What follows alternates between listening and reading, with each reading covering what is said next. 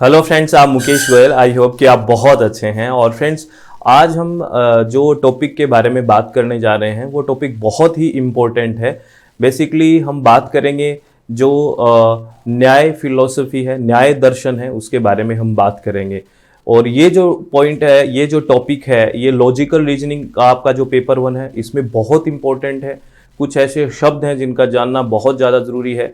और आपसे जो क्वेश्चन पूछा गया उस क्वेश्चन को डिस्कस करके फिर हम कहाँ पे जाएंगे, उस टॉपिक तक जाएंगे और उसमें उन शब्दों को पढ़ने की कोशिश करेंगे, समझने की कोशिश करेंगे जो बहुत ही एक तरह से डिफिकल्ट लगते हैं, है ना। जब हम बात करते हैं ना, जब हम परमाणा में बात करते हैं, जो हम लॉजिकल रीजनिंग में, ठीक है ना, तो और फिलॉसफी की भी बात करते हैं, दर्शन की भी बात करते हैं, जैसे न्याय दर्शन की बात करते हैं, है ना, गौतम बुद्ध जी का, तो उसके बारे में कुछ टर्म्स है और वहाँ से क्वेश्चंस पूछा जाता है ना। जैसे कॉजेशन की थ्योरी है ना, उसके बारे में हम बात करेंगे। और ये जो पॉइंट है, ये जो टॉपिक है, ये जो कंसेप्ट है, ये पेपर 2 जो एजुकेशन है, जो पेपर 2 का एजुकेशन में जो आपकी यूनिट फर्स्ट है उसमें भी बहुत ही काम आने वाली चीज़ है। तो ये दोनों पेपर 1 के लिए भी और पेपर 2 एजुकेशन के लिए बहुत इंपॉर्टेंट है। तो आराम से शांति से सुनना है, क्वेश्चन से आगे चीज़ों को समझने की कोशिश करेंगे, ठीक है। चलो, ऑल द वेरी बेस्ट। तो फ्रेंड्स, एक मैं आपको इन्फॉर्मेशन देता हूं, अगर आप सुनना चाहते हैं तो सुन लो, नहीं तो आगे अपने टॉपिक को सुन लो। बेसिकली क्या है, ये पेपर 1 का हमने क्रैश कोर्स लॉन्च किया हुआ है, ठीक है, जिसमें कंप्लीट 10 की 10 यूनिट्स है, वीडियो लेक्चर्स हैं कंप्लीट, और पीडीएफ फाइल्स भी है, और हिंदी और इंग्लिश दोनों माध्यम में है, ठीक है ना।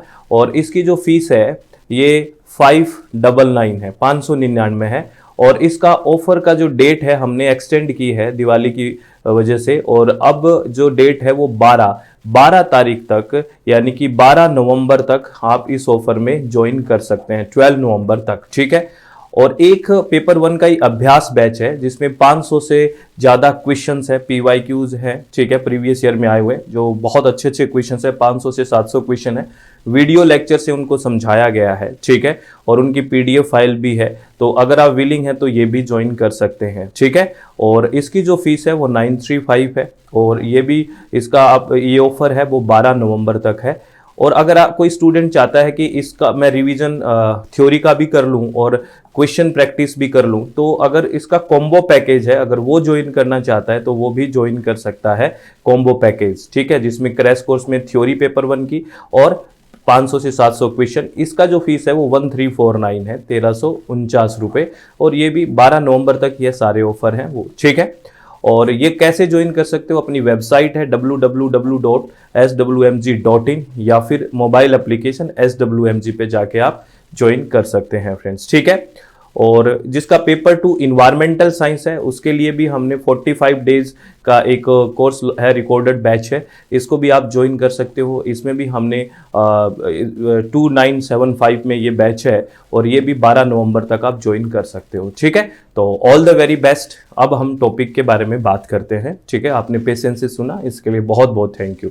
चलो, अब बात करते हैं इस टॉपिक के बारे में। पहले ये क्वेश्चन देखिए फ्रेंड्स, ये क्वेश्चन क्या कहता है। ये कह रहा है, in the light of causation which of the following is incorrect. कार्य कारण के संबंध में निम्नलिखित में से कौन सा कथन असत्य है। यानी कि कॉजेशन, कॉज एंड इफेक्ट की बात होगी, बेसिकली कारण और प्रभाव की बात होगी। इसके बारे में पूछा है कि कौन सा कथन असत्य है, इनकरेक्ट है, ये पूछा है। तो आपको पढ़ते हुए तो है ना बड़ा कंफ्यूजन होएगा ऑप्शन, है ना। पहले इसका आंसर बताऊंगा और फिर उस टॉपिक को पढ़ेंगे तो आपको समझ आएगा। पहला क्या है, देखो, qualities of cause are accidental antecedent. किसी कारण के गुण संयोगिक पूर्ववृत्त है, ये बिल्कुल सही है, ये इनकरेक्ट नहीं है। क्यों है ये हम बाद में बात करेंगे। The cause of the cause is not the cause, यानी कि कारण का कारण कारण नहीं है, ये बात ठीक है, जबकि आपको इनकरेक्ट बताना है। जैसे ए का कोई घटना का कोई कारण बी है और बी के कारण सी हो रहा है, तो ये कह रहा है जरूरी नहीं कि ए के कारण सी हो। कहने का कोज है ना, वो कोज नहीं होता, तो ये बिल्कुल ठीक बात कह रहा है। थर्ड है, the co effects of a cause are themselves causally related. कारण के सह प्रभाव स्वयं आपस में कार्य कारण के संबंध में जुड़े होते हैं। ये चीज है वो इनकरेक्ट है, लेकिन ये करेक्ट लगती है। बेसिकली ये इनकरेक्ट है, और ये क्यों इनकरेक्ट है हम बात करेंगे। तो राइट ऑप्शन इसका ओनली सी चला जाएगा। Last, eternal substance like space are not unconditional antecedent, यानी कि अंतरिक्ष जैसे शाश्वत पदार्थ अशर्त पूर्ववृत्त नहीं है, ये बात भी ठीक है। तो आपको पूछा इनकरेक्ट, बाकी की सारी करेक्ट है बातें, इनकरेक्ट इसमें सिर्फ सी है, तो सी ओनली वाला थर्ड ऑप्शन चला गया। अब ये जो भारी भरकम शब्द है, ये टर्म्स है, इस थ्योरी है जो कॉजेशन की, इसके बारे में हम बात करते हैं, तो आराम से इस चीजों को सुनना है। देखो, अगर कोजेशन का मतलब एक तरह से कारण और यानी कि कोज कारण और इफेक्ट प्रभाव, यानी कि कारण या कार्य के वाले रिलेशन हो गया, कार्य और कारण, यानी कि इस कार्य के पीछे क्या कारण रहा है या इस इफेक्ट के बीच से क्या कोज रहा है, एक तरह से कोजेशन ये है। तो यहाँ दो चीजें चलती है, दो चीजें क्या चलती है, देखो, द बेसिक क्वेश्चन, इसके अंदर कोजेशन की जो थ्योरी है इसके अंदर एक बेसिक क्वेश्चन क्या शामिल किया जाता है, does the effect pre exist in its material cause. कार्य कारण में कह रहा है कि इसका एक मूल प्रश्न ये दिमाग में रहता है, क्या प्रभाव उसके भौतिक कारण में पहले से मौजूद होता है। जैसे कोई जो इफेक्ट होता है ना, वो कारण में पहले से मौजूद होता है क्या, ये कोई कहता है होता है, कोई कहता है नहीं होता है, इसको हम समझेंगे। आप मेरी बात समझ रहे हो, लाइन क्या कह रहा है कि आपको ये कह रहा है कोई जो क्या प्रभाव उसके भौतिक कारण में पहले से मौजूद है, कि जो प्रभाव है वो कारण में पहले से भी मौजूद है क्या, इस बारे में कोई कहता है, कोई कहता है नहीं है। कुछ दर्शन ये मानते हैं कि है, कुछ कहते हैं कि नहीं है। तो उनको दो टर्म में विभाजित किया गया है बेसिकली। जो ये मानते हैं कि हाँ ये होते हैं, जो ये मानते हैं कि हाँ भाई कारण के अंदर जो इफेक्ट है वो पहले से मौजूद है, प्रभाव पहले से मौजूद है, वो जो मानते हैं वो सत्कार्यवादीन होते हैं। वो क्या होते हैं? सत्कार्यवादीन, ठीक है, जो मानते हैं, जो कि क्या है, देखो, will those answering in positive are called सत्कार्यवादीन। सत्कार्यवादीन कौन से हैं? जो ये मानते हैं कि जो इफेक्ट है उसके अंदर जो कारण है उसके अंदर इफेक्ट पहले से है, यानी कि जो कारण है उसमें प्रभाव पहले से है, इस बात को जो मानते हैं उनको हम बोलते हैं सत्कार्यवादी, ठीक है। जैसे सांख्य दर्शन है, योग दर्शन है, मीमांसा दर्शन है और अद्वैत है, ये सब मानते हैं कि जो कारण है उसमें पहले से प्रभाव उपस्थित है, ये बोलते हैं कौन? सत्कार्यवादी। जबकि जो असत्कार्यवादी होते हैं, असत्कार्यवादी, वो इस चीज को नहीं मानते। Those who this question negatively are called असत्कार्यवादी। जो लोग इस प्रश्न का नकारात्मक उत्तर देते हैं, नकारात्मक उत्तर का मतलब वो इस चीज को नहीं मानते हैं कि जो कारण में इफेक्ट पहले से ही होता है। वो कहते हैं कि जो इफेक्ट है वो नया बना है, वो एक नई चीज हुई है, नया क्रिएशन हुआ है, ये पहले से था ही नहीं, ये कारण की वजह से आया है, ये कहता है। एग्जाम्पल से भी समझेंगे, लेकिन शब्दों को समझ लेना। सत्कार्यवादी तो मानता है कि हाँ भाई जो ये कारण है इसके अंदर पहले से इफेक्ट मौजूद है, प्रभाव मौजूद है। जबकि जो असत्कार्यवादी है वो ये कहते हैं कि ऐसा नहीं है, कि कारण के अंदर इफेक्ट पहले से मौजूद नहीं है। और इसको कौन असत्कार्यवादी का फॉलो कौन करते हैं? जैसे न्याय है, विशेषिका है, बुद्धिज्म है और जो सम फॉलोवर ऑफ मीमांसा है, ये किसको करते हैं? असत्कार्यवादी को। यानी कि ये कहते हैं कि जो कारण है उसमें पहले से इफेक्ट मौजूद नहीं है। जैसे अगर हम एक एग्जाम्पल देखें, जैसे मिल्क है, दूध है ना, दूध से कर्ड बना, दही बना, ठीक है, दूध से क्या बना? दही बना। तो जो असत्कार्यवादी है वो ये कहते हैं कि दही नाम की कोई पहले चीज नहीं थी, ये मिल्क यानी कि दूध से नई एक क्रिएशन हुआ, नया एक क्रिएशन हुआ, ये बोलते हैं असत्कार्यवादी। वो कहते हैं कि मिल्क में पहले से किसी भी तरह का कोई दही नहीं था, है ना, दूध में पहले से कोई दही नहीं था, ये तो बाद में मिल्क की वजह से ये एक नया क्रिएशन हुआ है, कर्ड यानी कि दही का। जबकि सत्कार्यवादी ये कहते हैं कि मिल्क में पहले से दही था भाई, तभी तो वहां से आया। वो कह रहे हैं कि मिल्क में पहले से कर्ड यानी कि दही था, वो तो पहले एक नया क्रिएशन नहीं है, ये पहले से था लेकिन हमने बाद में बना है, ये नई चीज नहीं है, पहले से मौजूद था उसके अंदर, ये कहता है सत्कार्यवादी। यानी कि जो प्रभाव था, है ना, वो पहले से कारण में मौजूद था। तो अब आपको ये बात समझ में आई मैं कहना क्या चाहता हूं, और एग्जाम्पल के बारे में भी बात करेंगे, तो आराम से सुनना है, ठीक है। जैसे न्याय है और जो विशेषिक है, जो न्याय दर्शन है और विशेषिक है, वो जो उसकी अगर बात करें, ये सेम सी बात करते हैं दोनों दर्शन, है ना। तो ये कार्य कारण सिद्धांत का कौन सी चीज को मानते हैं, अभी आपको बताया, ये असत कार्यवादी है। यानी कि ये कहते हैं कि जो इफेक्ट है वो कारण में मौजूद नहीं होता है, इफेक्ट एक नई क्रिएशन है। असत कार्यवादी को फॉलो करते हैं ये, ठीक है ना। तो बिलीव इन असत कार्यवाद, ये असत कार्यवाद में विश्वास करते हैं।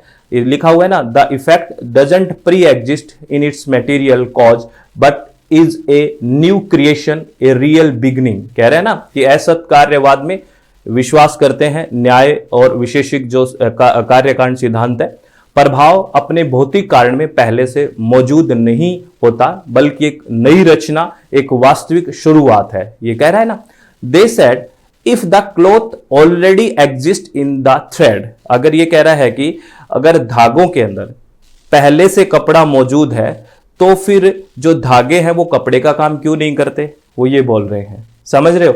तो ये इस चीज को पहले मानते ही नहीं है। ये कह रहा है कि एक जो कपड़ा बना वो एक नई क्रिएशन है, पहले धागे में कोई किसी भी तरह का कपड़ा नहीं था। यानी कि धागे से हमने क्या बनाया, कपड़ा बनाया। तो ये कह रहे हैं कि धागे में कहीं कपड़ा मौजूद नहीं था। अगर धागे में कपड़ा मौजूद होता तो धागे ने कपड़े जैसा काम क्यों नहीं किया, बेसिकली ये बात कह रहे हैं। तो वो कह रहे हैं कि कपड़ा एक नया क्रिएशन है।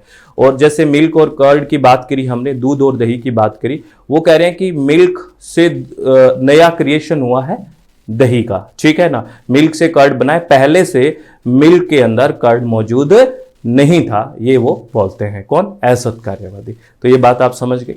चलो, जबकि सत कार्यवादी कहते हैं पहले से था। तो न्याय किसको फॉलो कर रहा है, न्याय की बात कर रहे हैं हम, न्याय फिलॉसफी, वो असत कार्यवादी। और ये चीजें आपको भी बहुत अच्छे से देखनी है कि कोई भी कोज है, जो कोजेशन की थ्योरी के बारे में हम बात कर रहे हैं, तो किसी कारण की आवश्यक विशेषताएं ये है, कोई भी कारण है उसकी बहुत ही जो एसेंशियल कैरेक्टरिस्टिक्स है वो क्या है, जो कारण है मस्ट बी एंटीसीडेंट, यानी कि जो कारण है वो पूर्ववर्ती होना चाहिए, है ना, कि पूर्ववर्ती पहले से होना चाहिए, है ना। और इनवेरिएबल होना चाहिए, यानी कि नियत पूर्ववर्ती होना चाहिए। इनवेरिएबल नियत ऐसे नहीं कि वो बदल गया, नहीं, इनवेरिएबल रूप से होना चाहिए। और अनकंडीशनली होना चाहिए, है ना, अनन्यत सिद्ध होना चाहिए, बिना कंडीशन के। तो कोई भी कोज के क्या बेस्ट कैरेक्टरिस्टिक्स हो गई, एक तो एंटीसीडेंट होना चाहिए, इनवेरिएबल होना चाहिए और अनकंडीशनलिटी होना चाहिए, बिना किसी शर्त के। ये एसेंशियल कैरेक्टरिस्टिक्स है किसकी, कोज की, कारण की। समझ में आ गई। जैसे हम कोजेशन की थ्योरी की बात कर रहे हैं, उसमें कोज की जो एसेंशियल कैरेक्टरिस्टिक्स है वो क्या है, वो एंटीसीडेंट होना चाहिए, यानी कि पूर्ववर्ती होना चाहिए। वो क्या होना चाहिए, इनवेरिएबल होना चाहिए और अनकंडीशनलिटी होना चाहिए, बिना शर्त के होना चाहिए। ये आपको ध्यान रखना है फ्रेंड्स, ये बहुत इंपॉर्टेंट बातें। समझ में तो आ गई ना, चलो बहुत बढ़िया। और जो न्याय है वो तीन तरह के कारण की बात करता है ना, तीन प्रकार के कारणों की पहचान करता है न्याय दर्शन। एक है समवायी। समवायी क्या है, मेटीरियल कोज है, ये भौतिक कारण है। क्या है, मेटीरियल कोज, भौतिक कारण। उदाहरण के लिए जो धागा है कपड़े के लिए, है ना, तो धागा एक भौतिक कारण है कपड़ा बनने का, तो ये एक मेटीरियल है। मेटीरियल की बात करते हैं तो मेटीरियल कोज हो गया। एक है असमवायी, तो ये है colour of the thread which give the colour of the cloth. Basically ये धागे का रंग जो कपड़े को रंग देता है। एक तो खुद धागा हो गया, वो मेटेरियल कोज हो गया, और एक है असमवायी, वो हो गया जैसे धागे का कलर है, वो कपड़े को कलर देता है। और एक कारण है दैट इज निमिता, निमित या निमित्त। ये क्या है, ये एफिशिएंट कोज है, यानी कि कुशल कारण है, जैसे कपड़ा बुनने वाला। ठीक है, तो ये तीन कारण हो गए, तीन तरह के कारणों की बात करता है। कौन कौन से, समवायी, असमवायी और निमित्त। इन तीन कारणों को आपको समझ गए होंगे एग्जाम्पल से। एक तो क्लॉथ के लिए थ्रेड, धागा हो गया, एक क्लॉथ का जो कलर है वो धागे की कलर की वजह से, और एक उसको बुनने वाला, तो वो हो गया निमित्त कारण। तो इन तीन कारणों को पहचान करवाते हैं कौन, न्याय दर्शन। तो ये आपको याद रखना है, ये आपसे मैच करने के लिए पूछा जा सकता है। ठीक है, चलो बहुत बढ़िया। और एक बहुत इंपॉर्टेंट और बात करने वाले हैं, आराम से सुनना है। एक कोज देयरफॉर क्या हुआ, कोज क्या हुआ, unconditional, immediate and invariable antecedent of an effect. हमने बात की ना कि कोज के एसेंशियल कैरेक्टरिस्टिक क्या है, कारण किसी प्रभाव बिना शर्त, तात्कालिक और अपरिवर्तनीय पूर्ववर्त होता है। ये बात हमने देख ली। ठीक है, अब जो न्याय है, न्याय फिलॉसफी है, Nyaya recognise 5 kinds of accidental antecedent which are not real cause. इस बात को पढ़िए, बहुत इंपॉर्टेंट है। ये क्या कह रहे हैं कि न्याय 5 प्रकार के आकस्मिक पूर्वव्रतों को पहचानता है जो वास्तविक कारण नहीं है, जो रियल कॉज नहीं है। अभी हम एग्जाम्पल से भी समझेंगे ये रियल कॉज नहीं है। वो 5 कौन कौन से हैं, इनको भी ध्यान रखना है और यहां से आपका वो आंसर पक्का बन जाएगा। देख से पहला क्या कह रहा है, पहला कह रहा है the qualities of a cause are mere accidental antecedent. किसी कारण के जो गुण है वो महज आकस्मिक पूर्ववर्त होते हैं, यानी कि ये रियल नहीं होते हैं। जैसे क्या कहा, the colour of potter's staff is not the cause of a pot. कुम्हार की जो कुम्हार है जो बर्तन बनाता है तो उसकी जो जिस लट्ठी से वो घुमा रहा है तो वो कह रहा है कुम्हार की जो लाठी का रंग है वो बर्तन का कारण नहीं है। लाठी का रंग कैसा ही हो वो बर्तन का बनने का कारण नहीं है, रंग कोई कारण नहीं है। तो इस तरह से वो क्वालिटी है ना उसकी, तो क्वालिटी यहां पे एक रियल कोज नहीं दिख रही। तो वही कह रहा है the quality of a cause are mere accidental antecedent, यानी किसी कारण के गुण महज आकस्मिक पूर्ववर्त हैं, जैसे हमने ये एग्जाम्पल देख लिया। ठीक है। दूसरा कह रहा है the cause of a cause और a remote cause is not unconditional. जो उसमें था ना कि कोज का कोज होता है वो कोज नहीं होता, वही बात ये वो कह रहा है। ये बात सच थी, लेकिन यहां क्या रहा है, किसी कारण का कारण दूरस्थ कारण बिना शर्त नहीं है। ठीक है, सही बात है। कैसे, जैसे the potter's father is not the cause of a pot, यानी कि कुम्हार का जो पिता है वो घड़े का कारण नहीं है। डायरेक्टली तो कोई कारण नहीं है, कोज का कोज वाली बात होगी ना, क्योंकि जो कुम्हार का जो पिता है वैसे तो वो जो कुम्हार है वो अपने फादर साहब से आए हैं, लेकिन वो कह रहे हैं उसका जो पिता है वो घड़े का डायरेक्ट कारण नहीं है। तो ये बात यहां से क्लियर हो चुकी है। चलो, बड़े अच्छे एग्जाम्पल से आपको समझ में आ रही होगी बात। थर्ड जो इसमें पॉइंट जो आपको हमने गलत किया है उस क्वेश्चन में वो यही था, क्या है, द को effect of a cause are themselves not causally related, और वहां था कैजुअली रिलेटेड, तो इसलिए उन्होंने सी ऑप्शन चूज किया। किसी कारण का सह प्रभाव स्वयं कार्य कारण से संबंधित नहीं होता है। जैसे क्या है example, the sound produced by the potter staff is not the cause of a pot though if may invariably proceed the pot. क्या कह रहा है, कुम्हार के जो कर्मचारी जो आपस में वहां पे काम कर रहे हैं उनके द्वारा उत्पन्न ध्वनि बर्तन का कारण नहीं है। हालांकि यदि वह हमेशा बर्तन से पहले भी आ सकती है, उनकी जो बातें हैं, उनका जो शोर है, उसकी जो साउंड है, तो ये co effect of cause are themselves not causally related. ये कैजुअली रिलेटेड नहीं है, किसी कारण का सहज जो प्रभाव आ रहा है जैसे साउंड वगैरह आया वो कार्य कारण से संबंधित नहीं होता है, जबकि वहां कह रहा है कि होता है, इसलिए हमने वो गलत असत्य क्यों लिखा। जैसे रात और दिन का आपस में कोई संबंध नहीं है, ये तो पृथ्वी की वजह से घूमने की वजह से हो रहा है, तो ऐसे नहीं कह कि इनका कोई संबंध है आपस में। ठीक है, तो ये इसलिए इसमें नोट आना था, जबकि जो हमने क्वेश्चन देखा वह नोट नहीं था। जैसे मैं एक बार क्वेश्चन दिखा देता हूं, फिर आपको 3 हो गए, 5 करेंगे ना, 2 और करेंगे अभी। पहले मैं क्वेश्चन को क्लियर करवा देता हूं। जैसे ये हमने क्वेश्चन देखा था, देखो ये था ना क्वेश्चन कि कौन सा असत्य है, तो यही असत्य है था ना, द को effect of cause are themselves causally related आ रहा है, तो नॉट रिलेटेड आएगा। तो वो एग्जाम्पल याद रखना कि साउंड वाली बात, अच्छा ठीक है, वो तो बर्तन से नहीं रिलेट कर रही है ना, ये बात हो गया। उसके बाद अगर हम बात करें, चौथा इसमें क्या कह रहा है, कह रहा है जो इटर्नल सब्सटेंस होते हैं, जैसे यानी कि शाश्वत पदार्थ जैसे स्पेस है, वो आर नॉट अनकंडीशनल एंटीसीडेंट, यानी कि ये कह रहा है कि अंतरिक्ष जैसे जो शाश्वत पदार्थ है वो बिना शर्त पूर्ववर्त नहीं है, इनमें भी कंडीशन होगी, वो अनकंडीशनली एंटीसीडेंट नहीं है। ठीक है ना, कोई कंडीशन है, यानी कि जो ये शाश्वत पदार्थ हैं जैसे स्पेस है, कुछ भी जो आपको शाश्वत पदार्थ दिख रहे हैं, बेसिकली ये शाश्वत पदार्थ अनकंडीशनली पूर्ववर्त नहीं है, यहाँ पे भी कुछ कंडीशन है, किसी ने कंडीशन के साथ चल रही है, तो अनकंडीशनली एंटीसीडेंट नहीं है। तो ये चौथा हो गया। और पांचवा क्या हो गया, पांचवा है अननेसेसरी थिंग्स, जैसे like the potters are not unconditional antecedent, जैसे कुम्हार के गधे जैसी अनावश्यक चीजें बिना शर्त पूर्ववर्त ये भी नहीं है। जैसे कैसे, दो द पोटर्स एस में invariably present when the potter is making a pot, basically जब कुम्हार घड़ा बना रहा होता है तो कुम्हार का जो गधा है वो हमेशा मौजूद रहता है, फिर भी यह घड़े का कारण तो नहीं है, ठीक है ना। अभी डायरेक्ट कारण तो नहीं है, वो वहां अभी कुम्हार घड़े बना रहे हैं तो वो गधा पास में है, तो वो अब डायरेक्ट कारण नहीं है ना, अब तो कारण नहीं है, पहले लेके आया वो अलग बात है, अभी तो कारण नहीं है ना डायरेक्ट, ठीक है। Yet it is not the cause of the pot, A cause must be N unconditional and necessary antecedent, यानी कि एक कारण बिना शर्त और आवश्यक पूर्ववर्त होना चाहिए एक तरह से, है ना। तो Nyaya emphasise the sequence view of causality, cause and effect are never simultaneously, यानी कि न्याय कारण कार्य कारण के अनुक्रम दृष्टिकोण पर जोर देता है और कारण और प्रभाव कभी एक साथ बेसिकली साइमल्टेनियसली नहीं हो रहे, ठीक है ना। तो ये बात हो गई आपको, ठीक है, ये आपको समझना है।